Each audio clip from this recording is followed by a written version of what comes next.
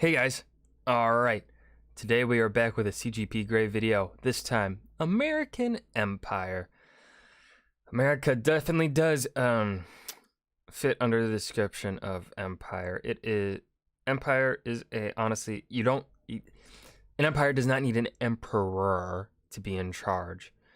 An empire is essentially a large grouping of states, uh, cultures or whatever under one singular authority. Now, of course, that singular authority can definitely mean single person, emperor. But the broader term, singular entity, singular authority, that singular authority would be the American government, the American federal government. And empires also typically hold territories overseas or land that is not a part of, I guess, in this sense, America, right? We have Puerto Rico. Now, I'm someone that personally believes Puerto Rico should definitely be a state, or even make a referendum as accessible for all eligible, make a voting referendum or something as accessible to as many legal aged Puerto Ricans as possible, so they can all vote on whether or not they want to become a state or if they want to become independent. Now, of course, there's pros and cons to both. Obviously, some people probably don't like the idea of becoming a part of the American state, don't want to be an American state. However, the pros to being an American state is you have greater access to the money of the United States. You don't have to rely on perhaps being one of the countries that America sends aid to. And America sending aid to foreign countries, that's a different question entirely, if you agree or disagree. I think it's safe for me to say I bounce back and forth on the idea. I think certain things it is good for America to invest and send aid to certain countries. Other times where I'm like, that money's just going down the drain. It's not doing anything to help that country or whatever, right? It's a very case by case basis. Personally, I think Puerto Rico should become a state, mainly because they have been Puerto Ricans are considered Americans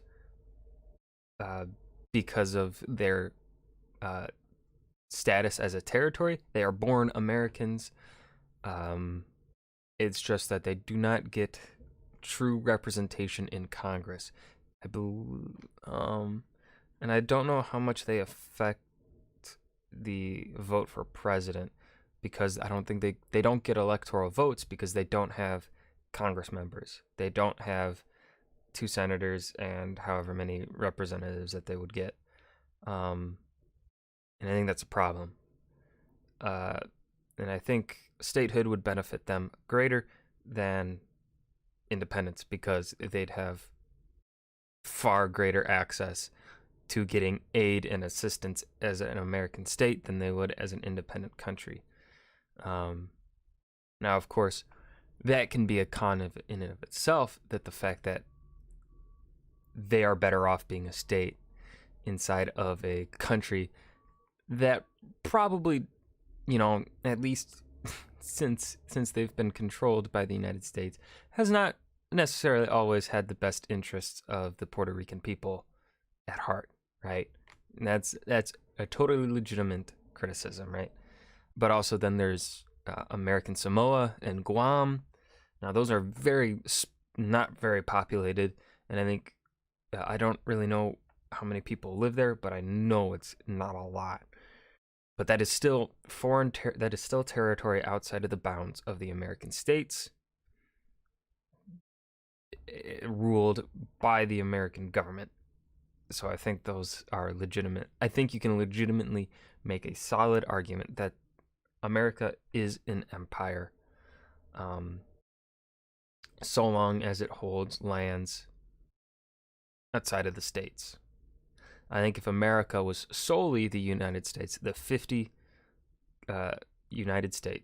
states of America, then I think you can make an argument that America is not an empire.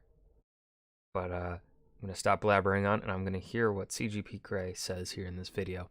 The United States is, shockingly, a bunch of states that are united. It was just 13 to start with, but as time marched on, the border marched west, bringing us to today and the 48 contiguous states plus Alaska and Hawaii. Usually drawn in these little boxes, not to scale, because Hawaii is in the middle of a vast ocean of deadly nothingness, and Alaska is monstrous. Unlike other unions, where members can leave if they so choose, statehood is eternal, even for you, Texas. Now, how the federal government works is a story for another time, but at the moment, all you need know is that Congress, where national laws are written, is made of representatives sent from the states. Now, there are some non-state gaps not visible on this map. The first is Washington, D.C., the nation's capital, which is a stateless limbo land between Maryland and Virginia. As D.C. is a city without a state, it puts her under the control of Congress, meaning that all the other states get the final say on how D.C. is run, while she doesn't get a vote in anything. It didn't matter when this District of Columbia was basically uninhabited, but since more people live in DC now than do in a couple of states, it's an uncomfortable arrangement. The other gaps on this map are the American Indian reservations, which are numerous. The United States kind of administers them while sort of treating them as foreign nations, which means you could draw the state boundaries to look like this, because the reservations are kind of apart from those states. But the American Indian reservations are such a full of asterisks, oh so sensitive situation, it's also better as a story for another time. Gaps aside, the continent and Hawaii is mostly straightforward, but there's more than just these United States. When the US ran out of lands to manifest destiny, she learned from the best and territorified a whole bunch of islands. First up, Puerto Rico, an organized, unincorporated territory of the US. This means she's self-governing to some extent, and that all of the US Constitution doesn't automatically apply on the island. Now, 3.7 million people live in Puerto Rico, which is 91% of the people living on US territorial islands, and more people than live in 21 of the states. And the US treats Puerto Rico as a state in almost all but name, which possibly soon she will be anyway, bringing the number of stars to a nice even 51.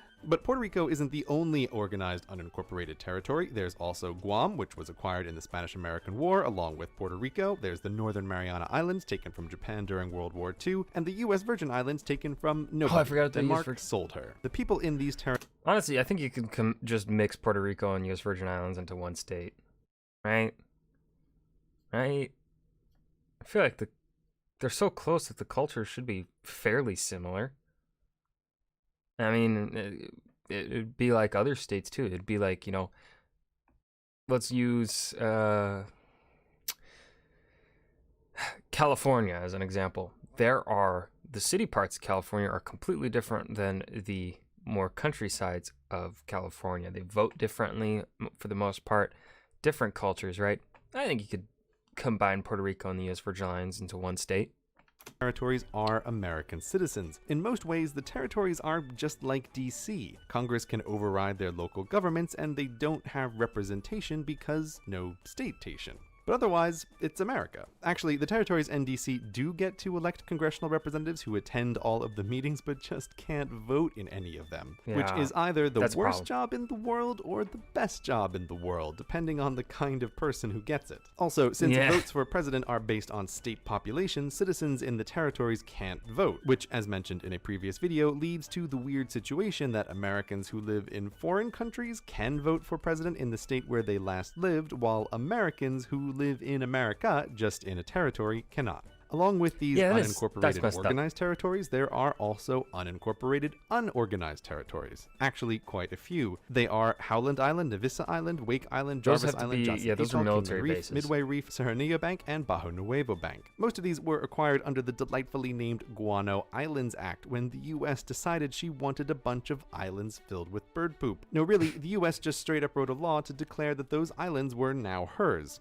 Unorganized in this system means there's no local government on these islands because no one lives in these places. Some of them are barely above the waterline. Now, the weird category is unorganized incorporated territories, of which there is one, the Palmyra Atoll, claimed by the US after the totally peaceful annexation of Hawaii. They're currently an uninhabited nature reserve, but incorporated means the US Constitution applies here to who? The Palmyra Atoll is like that question about a tree falling in the forest. If there are no people for the Constitution to apply to, does the Constitution still apply?